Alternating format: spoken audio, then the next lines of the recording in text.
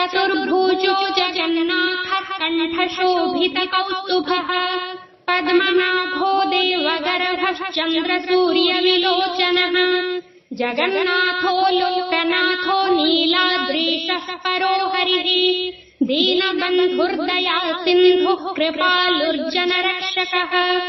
कम्बुपाणिश्चक्रपाणिः पद्मनाभो नरोत्तमः जगताम् पालको व्यापी सर्वव्यापी सुरेश्वरः लोकराजो देवराजः शक्रो भूपश्च भूपतिः नीलाद्रिपतिनाथश्च अनन्तः पुरुषोत्तमः तार्क्ष्योऽध्यायः कल्पतरुर्विमला प्रीतिवर्धनः बलभद्रो वासुदेवो माधवो मधुसूदनः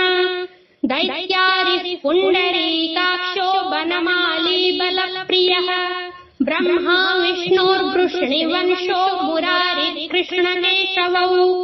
श्रीरामस्तच्चिदानन्दो गोविन्दः परमेश्वरः विष्णुर्जिष्णुर्महाविष्णुः प्रभविष्णुर्महेश्वरः